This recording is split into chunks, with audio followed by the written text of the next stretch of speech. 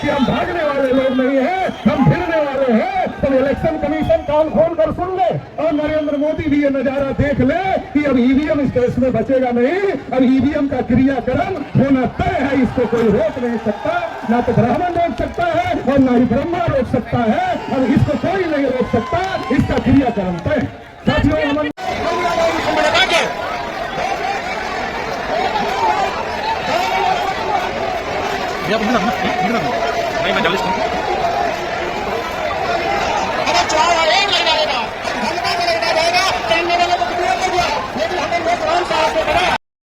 हमारे साथ में भारतीय वीर दल और हमारे साथ में राष्ट्रीय पिछड़ा वर्ग, मेरा वर्ग और लोकतंत्र सुरक्षा पार्टी के जितने भी कार्यकर्ता सभी का मेरा निवेदन है कि कोई भी पीछे नहीं जाएगा जब तक सवाल करने के लिए चलेंगे।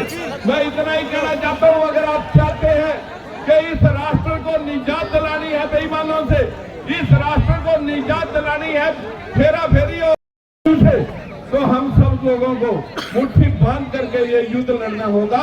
अन्यथा साथियों आने वाले समय में चुनाव भी नहीं होंगे। अगर अब की बार 2024 में बीजेपी आती है तो चाइना की तरह कोई जरूरत नहीं पड़ेगी चुनावों की, कोई जरूरत नहीं पड़ेगी आपकी। इस संघर्ष को आप मुट्ठी बांध करके लड़ना पड़ेगा। आज राष्ट्रीय परिवर्तन मोर्चा भाई वामन मेश्राम के नेतृत्व में जो यहाँ आज इकट्ठा हुआ है, पूरे देश के अंदर ईंट से ईंट बजाई जाएगी। हर प्रदेश में अपने लोकसभा प्रत्याशी खड़े करके इनको औकात दिखाई जाएगी। आप मुट्ठी बांध करके चुनाव लड़ने की तैयारी करें। नमस्कार। इतनी बड़ी संख्या में माननीय वामन मेश्राम साहब के आह्वान पर लाखों की संख्या में दिल्ली में आए हुए हैं और ये लड़ाई इतनी मजबूत हो गई है कि आपका टेस्ट बारिश भी ले रही है कि आप लड़ने वाले हो, भिड़ने वाले हो कि भागने वाले हो। ये टेस्ट बारिश ले रही है और आपने ये दिखा दिया कि हम भागने वाले हैं। तो इलेक्शन कमीशन कान खोल कर सुन ले और नरेंद्र मोदी भी ये नजारा देख ले कि अब ईवीएम इस देश में बचेगा नहीं। अब ईवीएम का क्रियाकर्म होना तय है, इसको कोई रोक नहीं सकता, ना तो ब्राह्मण रोक सकता है और ना ही ब्रह्मा रोक सकता है। और इसको कोई नहीं रोक सकता, इसका क्रियाकर्म तय।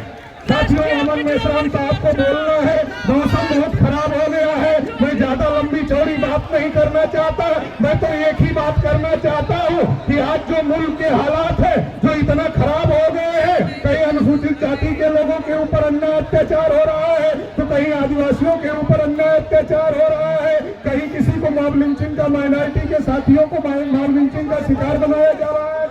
देश की जो सबसे बड़ी आबादी है ओबीसी, उसकी गिनती तक ये सरकार करने के लिए तैयार नहीं है। किसानों के खिलाफ काले कानून लाए गए, नौजवानों के खिलाफ काले कानून लाए गए, देश के अंदर मजदूरों के खिलाफ काले कानून लाए गए, शिक्षा से वंचित करने का कार्यक्रम चल रहा है, रोजगार से वंचित करने का कार्यक्रम चल रहा है। देश में एससी, एसटी, ओबीसी, माइनॉरिटी, किसान, मजदूर, नौजवान, महिला सभी के ऊपर बड़े पैमाने पर अन्याय और अत्याचार बढ़ा है और लोग बड़े पैमाने पर इसके खिलाफ में बोल रहे हैं, इसके खिलाफ में लड़ रहे हैं। आज देश का बहुजन समाज जागृत हुआ है, अपने हक अधिकार की लड़ाई लड़ रहा है। लेकिन इसके बावजूद भी 2014 में जिस मोदी ने कहा था कि देश नहीं बिकने दूंगा, आज वही कह रहे हैं देश नहीं बचने दूंगा। कसम खा लिया है मोदी ने, देश नहीं बचने दूंगा। ये तानाशाही कहां से पैदा हो गई है, ये तानाशाही कहां से आ गई है? ये तानाशाही ईवीएम ने पैदा किया है। आज ये जो घमंड है आरएसएस बीजेपी का, आज ये जो घमंड है नरेंद्र मोदी का, ये घमंड तोड़ना बहुत ज्यादा जरूरी हो गया है। और ये घमंड तोड़ने के लिए ईवीएम को तोड़ना जरूरी हो गया है, ईवीएम को हटाना जरूरी हो गया है। इसलिए जो ईवीएम के खिलाफ ये लड़ाई चल रही है, इस लड़ाई में आज आप लाखों की संख्या में आए हो और आज आपने नजारा दिखा दिया है कि ये देख लो, अपनी आंखों से देख लो। अगर आप हमारी बात नहीं मानोगे तो आने वाले समय में इस देश के अंदर जनता मालिक है, लोकतंत्र नहीं।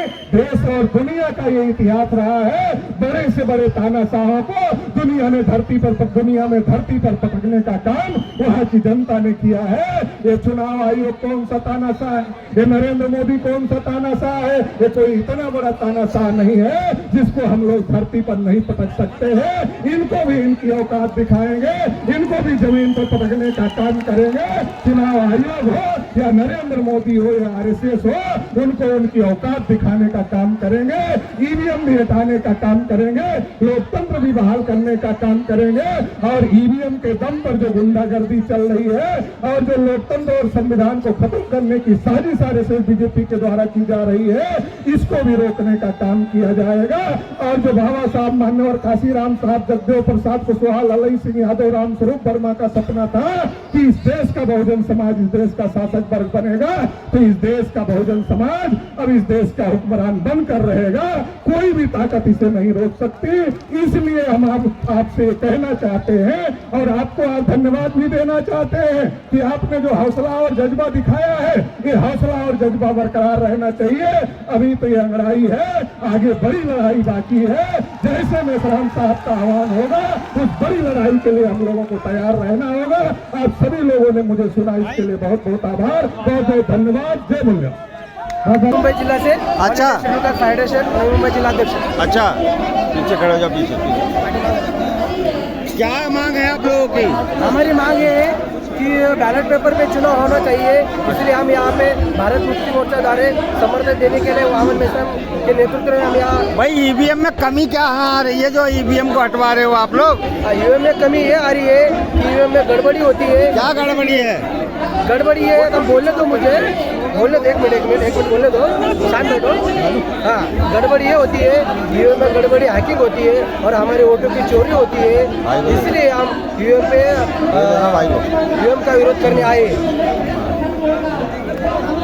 तो कैसे चुनाव होएगा भैया? बैलेट पेपर पे चुनाव होना चाहिए। अच्छा। हाँ, हमें ईवीएम पे भरोसा नहीं है। चुनाव आयोग जबरदस्ती भाजपा के साथ मिलकर मिली भगत कर जबरदस्ती ईवीएम पे चुनाव करवाए। जनता अगर चाहती है ईवीएम बंद होना चाहिए और बैलेट पेपर आना चाहिए, तो चुनाव आयोग क्यों नहीं कर रहा है? तो सवाल जनता ने। अरे कह रहे हैं देश में बहुत ज्यादा कागज और पत्र का और देश का पैसा खर्च होगा, बर्डन पड़ेगा देश का। आम जनता को जो 80 करोड़ लोगों को अनाज दे रहे हैं उसमें रुकावट आ जाएगी। ये क्या कहेंगे आप? जी, मैं ये कहना चाहता हूँ, जब ईवीएम मशीन परचेस होती है वो तो फोकट में आती है। ईवीएम मशीन क्या फोकट में आ रही है क्या? उसको भी पैसा लग रहा है। और हाँ, बोलो बोलो बोलो। अगर ईवीएम मशीन में गड़बड़ी होती है, ऐसा जनता का भी मानना है, तो चुनाव आयोग का संवैधानिक जो दायरा है उसमें उसको चुनाव आयोग को ईवीएम मशीन को चेंज करना है। अगर जनता की डिमांड के ऊपर भी अगर चुनाव आयोग अगर ईवीएम मशीन चेंज नहीं कर रही है, तो इसका मतलब ये है कि चुनाव आयोग और केंद्र सरकार के बीच में कुछ तो गड़बड़ी जरूर है। इतना तो कहने का अधिकार हमें भी है।